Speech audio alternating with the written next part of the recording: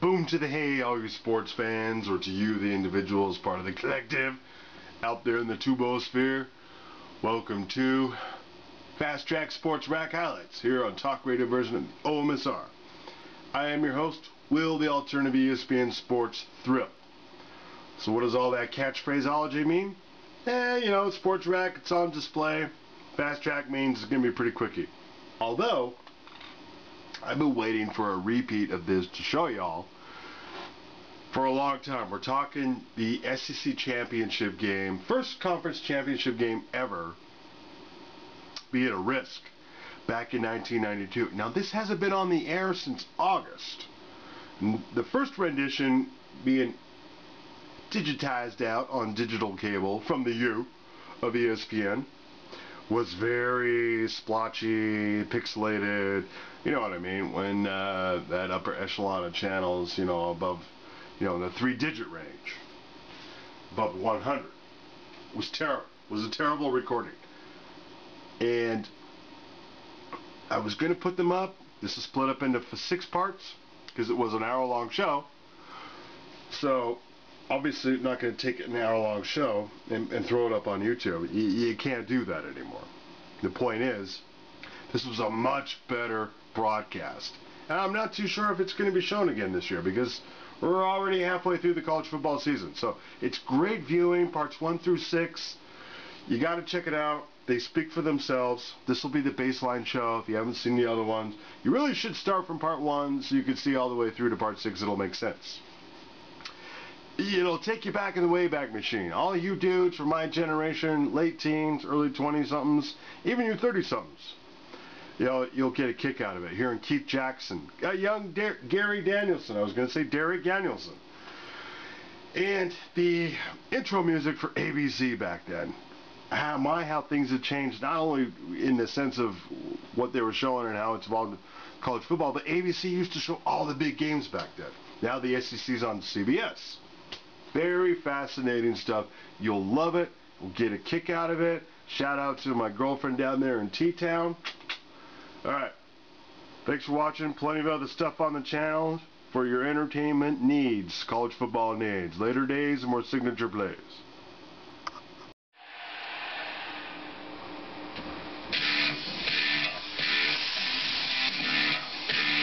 In 1992, national politics had a new face in Bill Clinton. Nirvana took grunge music mainstream. In LA, riots broke out in the wake of the Rodney King verdict. Meanwhile, a TV show about the glossier side of that town became a pop culture phenomenon. Also that year, the Alabama Crimson Tide played the Florida Gators in the first SEC championship game.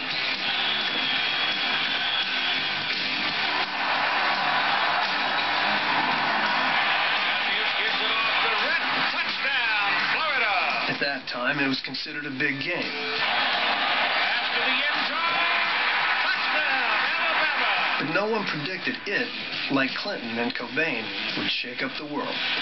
Of college football, at least. This game has helped shape how conferences are structured and how champions are decided. Almost 2 decades later, the stars of the game have returned to the same field to relive the drama.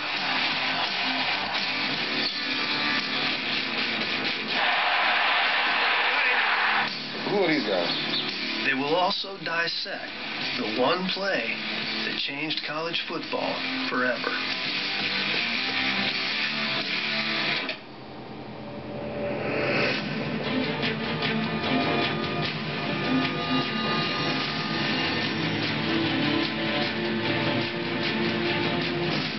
.21, 3 minutes left in the game.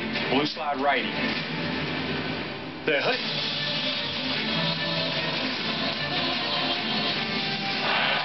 Goes back and throws.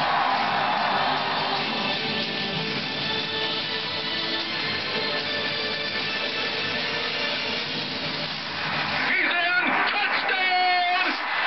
Wow.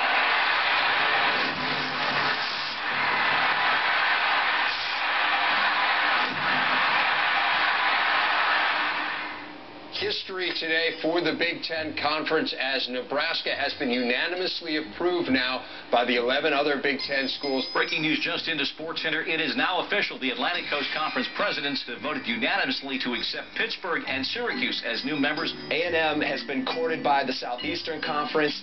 Talking about the implications of schools and the speed at which all these changes are happening around college athletics. You may have noticed that in college football, there's been a frenzy of conference expansion lately. The reason is that more schools equals more money for the conferences in their TV contracts. And for 2 leagues, getting to 12 schools was a key to keeping up, since that's how many you need to host a conference championship game. It's going to help them. If they can try to do exactly what the SEC did and implement that type of SEC championship game to the Pac-12, it'll be a huge success. 20 years ago, this was all unheard of. A vision locked in one man's imagination. His name was Roy Kramer, and he was about to steer the Southeastern Conference into uncharted waters. He was the athletic director at Vanderbilt, a long-time AD there, but respected by a lot of people. He'd been in the SEC, and when they needed that next commissioner, he was one of the guys I think a lot of people had a lot of confidence in. Very savvy business guy, very well connected. He was not only smart and seasoned in the scripture of the South, but he was also crafty. The SEC trusted Kramer with the future of the conference and gave him the authority to lead it in a new direction. What was the big change? Well, for much of the 20th century, Division 1A football was the same. Schools joined conferences with no more than 9 other universities, and whoever had the best record each year represented the league in tradition-soaked bowl games. Prior to '92, an end-of-season matchup between the number 1 and 2 ranked schools had only happened 8 times in history. Your best hope to win the national title? Don't lose, and hold your breath that everyone else did. When Kramer took over as commissioner in 1990, he convinced the SEC to add a new wrinkle. The first step was expanding to 12 schools by adding Arkansas and South Carolina to the football schedule starting in '92. I think we were interested in broadening of the excitement of the schedule, bringing in new teams that would broaden the schedule and this kind of thing. And we were well aware that there was an NCAA provision. It was really put in for Division III, that if your conference had as many as 12 teams, a conference did have the alternative to have a championship game and divide into divisions. It's a totally new format, the idea of competing for a divisional championship and for the right to represent your area of the conference in that great game in December. I think will add a whole new dimension to Southeastern Conference football. We've long prided ourselves in being the great football conference in the nation, and I think this will certainly add to that. The goal was to stand out. I think that it was separating themselves from the pack immediately. The SEC has something nobody else had. I think that was reason number 1, and I think reason number 2, quite frankly, was money. You squeeze as much money as you can out of the current television situation. You squeeze all the money that you can out of the bowl situation. Roy Kramer said, what can we do and be the conference that's out front of all of this? The funny thing, though, is when he pitched this SEC championship game to coaches, he was met with big-time resistance. It's going to be much, much more difficult. Divisions, a championship game? I didn't know that was legal. I've already taught in college there's no such thing as playoffs, Division I college ball. But it'll be hard for the coaches and players in our conference.